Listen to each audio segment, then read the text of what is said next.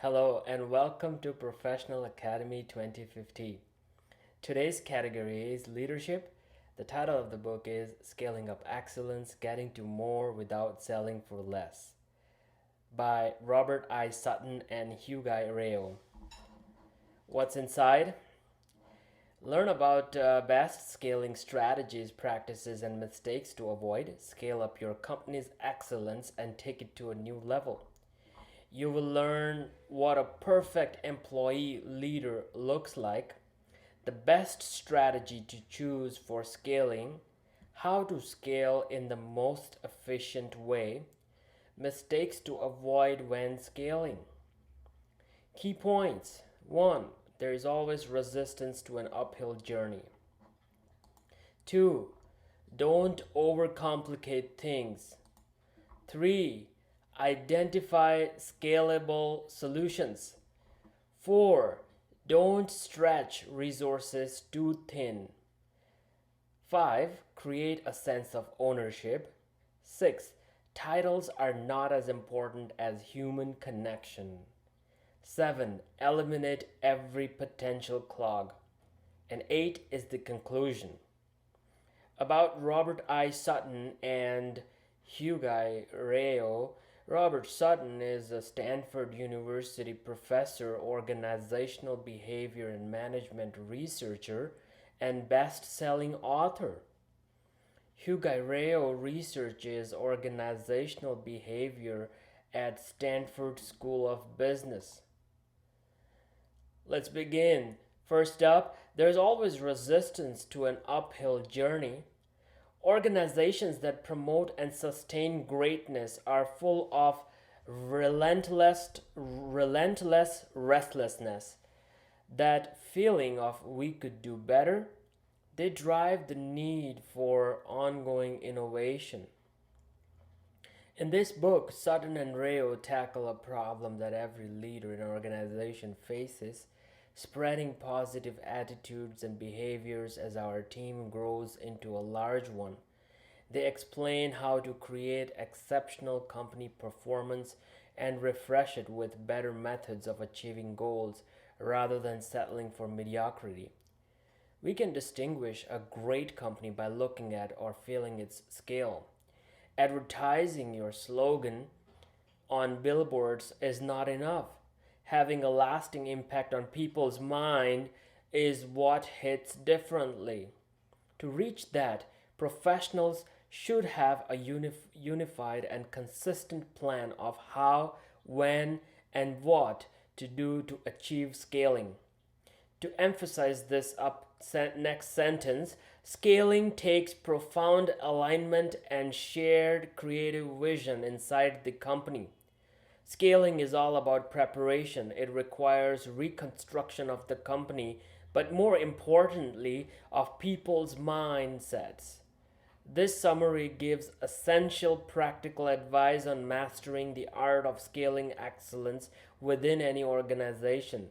Get ready for helpful insights and tips to achieve that level of greatness. Second up, don't overcomplicate things. Starting the scaling process is about striking a balance between copying and customizing. Even though adjusting the process to your company is essential, there might already be standard models that work just as well. Using a model that has already produced positive results in practice may save time and costs. Still, look out for the parts of this templates that aren't working specifically for you. Customize and adjust in the process. Test every hypothesis, no matter how perfect it looks. This is how you find the best practices for your organization. According to Cynthia Coburn, most school scaling studies focus on number expansion and fidelity maintenance. For example, a near perfect duplicate of the original model. But pay attention to the importance of local reform ownership. On the other hand, allowing users to customize their templates may help a team or organization understand each other better.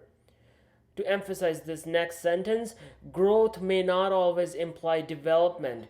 Waiting can be more beneficial than rushing ahead.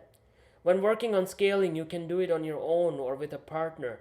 Every choice has peculiarities, including collaboration, which brings new ideas and resources to the project faster. At the same time, the disparity between two people with different backgrounds and experiences might cause friction in the decision making process. As Robert I. Sutton has quoted himself, ignorance, mediocrity, and mistakes run rampant when organizations fail to link the right people to the right information at the right time. Take McDonald's as an example. It seems like an utterly standardized business, but it allows local franchisees the ability to customize. As a result of collaboration with local experts in India and China to adjust products to the local markets, their launch was a success. Working with others allows you to exchange thoughts and produce greater ideas. Sometimes learning happens on the go. You cannot predict all the circumstances that will interrupt a scaling project, so don't expect the process to be smooth. Watch out for the initial assumptions you're making about your locations, employees, or customers. They can be the root of your problems. Up next, identify scalable solutions. The route to scaling the solution of a problem depends on the organization's belief system. An assortment of studies suggests that our ideas influence our behaviors. In turn, gripping and exciting stories and slogans directly affect our ideas. Sutton and Rao refer to such shifts in thinking and behavior as hot causes in the context of scaling initiatives. To gather people behind a cause, you should try the following strategy. 1. Create a common background of feelings rooted in shared experiences. 2. Come up with shared stories, symbols, language, and logic behind the mindset. And 3. Make them a part of communicating your hot cause to others. Your hot reason successfully communicates with people if it evokes emotions like pride or passion. They become more confident and assertive in their behavior, achieving a sense of control. To emphasize this next sentence, the form is as important as the content. Nonverbal communication is critical when conveying a hot cause. An effective leader should possess a very useful internal contradiction to communicate this way. A prominent organizational theorist, James March, suggests that a great manager is a poet and a plumber. The plumber side of the personality is about practical and rational behavior or getting things done. Such people ensure that buses run on schedule, people arrive on time, and the cupboard is full of resources. At the same time, the poet's identity is all about the tone of voice and passionate leadership. These people can guide others and inspire them with speeches, tales, goals, and plans to achieve. An effective leader should be flexible in combining those two sides, knowing when to adjust their communication or beliefs. This strategy is crucial for scaling up quality. A rigid, inflexible, and close minded manager can slow down or even ruin this process. A person's mindset should work like a compass, hinting at the right way, but following it blindly won't do any good, leading into dangerous, unexplored alleys. Use both your intellect and intuition on your path. Up next, don't stretch resources too thin. Scaling necessitates a delicate balancing act. As your footprint spreads to additional people and locations, the objective is to balance too much and too little complexity without overloading people with more work than they can do. Too much work, stress, and anxiety will wear anyone down. Getting enough rest and sleep is crucial for remaining calm while handling challenges and facing difficult decisions. Sometimes work accumulates and you cannot escape overworking or sleeping late. But remember, scaling is a marathon, not a sprint. People who drive it should have enough energy and sleep to master these amounts of work and produce high quality results. To emphasize the next sentence, encourage your employees to take breaks to avoid irritability. According to former Salesforce executives Steve Green and Chris Fry, scaling an organization is in steps requires less structure and only adding it when necessary. This trick will create a sense of personal responsibility inside the company and remove the unnecessary weight of hierarchy from employees. Too many regulations can overwhelm employees, discouraging them from taking the lead or suggesting new ideas. As Robert I. Sutton has quoted himself, if you want to make good decisions as the day wears on, watch for signs of fatigue. Even seemingly trivial levels damage performance. Consequently, growing an organization using the little hot strategy is more successful than running it at a maximum capacity for as long as feasible.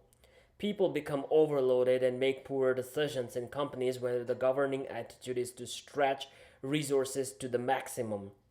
As a result, even the tiniest surprise or setback can cause havoc in operations. It is the type of predicament that a wise scaling advocate would avoid. Did you know? Don't be quick to bury your expansion plans. Science says the new locations of existing business chains, a pizza place, a hospital, or an auto factory, have worse performance rates than those already established. Sometimes it takes months or years before they perform as well. Up next, create a sense of ownership. Paul Purcell, CEO of Baird, named one of Fortune's 100 best companies to work for, stressed that recruiting the best people isn't enough. Even though effective scaling needs adequately trained professionals, employees' feeling of accountability can play an even more significant role in the company's progress. Having the company's best interests at heart and an urge to make them come true makes an employee exceptionally valuable. Good employees have a sense of selflessness in the workplace only to the extent that it doesn't harm their productivity. Placing yourself above clients or colleagues creates no sense of accountability within the organization. In this situation, the employee rids themselves of the responsibility to mentor, help, or assist others. An excellent skill set cannot compensate for the absence of an employee's commitment and presence in the company. To emphasize this next sentence, having skilled and accountable employees is the perfect cocktail for your scaling team. To start this practice in your company, research the transition from top down hierarchies to self management. Workers' self management is not about slacking off, but taking on more responsibility. Such a structure makes each employee accountable for the results of their work. In this way, an employee is responsible not just to a supervisor alone, but to all other team members. Self management works as a stimulus to perform better. Training new employees at the Taj Mahal Intercontinental Hotel illustrates this culture. According to data, it takes hotel management around a year to prepare a new worker fully. They decided to adopt a different practice. Trainees have 18 months to orient themselves but have more personal responsibility to account for. They are free to make independent decisions, unrestrained by strict managerial rules. If they put guests first when making decisions, management supports trainees and gives them the freedom to act without strict supervision. Up next, titles are not as important as human connection. This is how scaling usually goes. Several people in managerial positions come together, generate ideas on new approaches to the company's beliefs and mindset, and implement them across the network.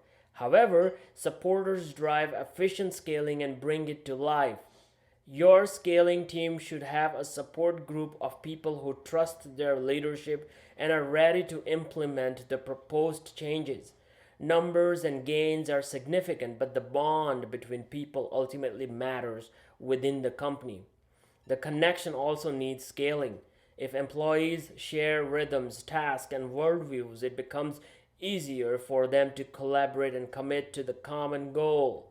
Leaders must locate or create pockets of greatness, link individuals and teams, and guarantee that quality continues to flow via those ties to scale. As we have seen, such leadership may emerge from people or units at an organization's top, middle, or bottom. The main takeaway is that leaders who think and act like connectors drive scale. In this position, the main objective is to reveal or form connections most helpful in guiding the scaling progress. To emphasize this next sentence, skilled scalers can pose questions that expose weaklings, paving the way to create more robust networks. Prospective hindsight is another practice that drives efficient scaling and gives an alternative angle to work from.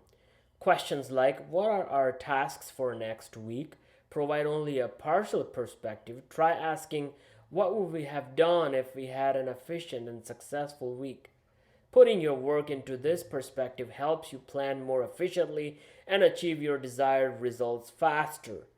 Building a few essential barriers to keep employees from doing things that will cause unneeded confusion, danger, and waste of time and money is critical to expanding effectively.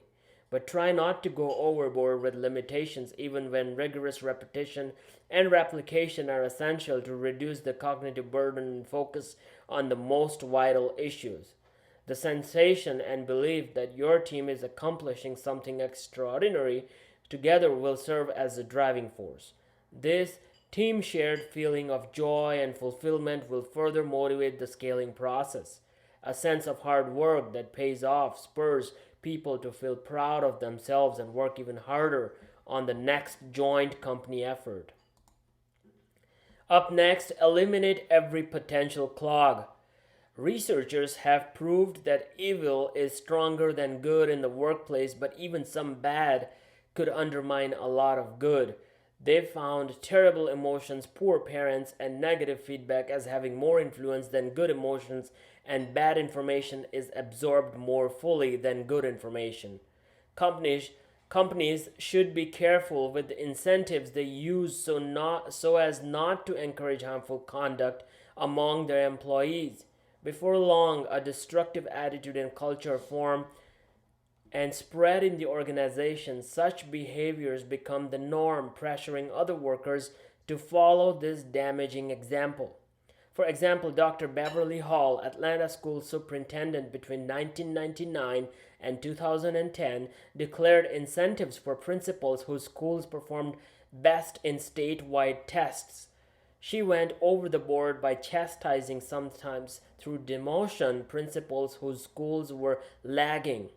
Before long, teachers and administrators became involved in cheating on exams by erasing and changing students' responses on test sheets.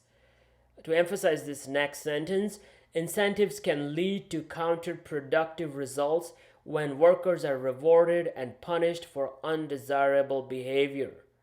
You may occasionally persuade individuals to think about the person they want to be rather than who they are today, which can help them stop negative habits. For example, Hal Hershfield of New York University and his colleagues discovered that people are likelier to lie and act unethically when obsessed with their current selves instead of focusing on their future selves. To emphasize this next sentence, the key to overcoming helplessness is persuading others that there are things they can do right now to help themselves. When employees can directly see the impact of their actions and words on others, it spurs them to act in the best way possible.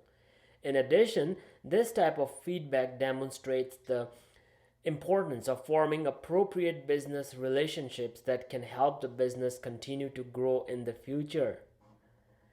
And lastly, the conclusion. Scaling depends on the abilities of the person leading it and if they have the confidence and knowledge to structure the process. Their mix of effective mindset through approach, excellent skill set, and intuition transferred to people nearby, motivating them to apply these attitudes to their work as well. Those leaders are not delusional. They acknowledge how challenging scaling is and are ready to deal with troubles along the way. Like anything in business, scaling depends on people and their willingness to take their company to the next level. Even though the top executives are the ones to make first steps towards scaling, it's hard to level up brilliance without everyone's contribution, passion, and creative vision at all levels of the organization. And finally, I would like to leave you with some try this tips. Focus on your mindset and share it with others. Scale up your thinking and practice prospective hindsight. Accelerate accountability. And lastly, take your time to drive more efficient and profound changes in the long term. And that's it for today. This concludes our video. If you enjoyed, please drop a like and share it with others to help grow our channel. If you are new to the channel, please subscribe to Professional Academy 2050. And if you would like to receive all our updates, please hit the push notification bell icon. That's it for now. I'll see you in the next one very soon. Until then, it's goodbye for now.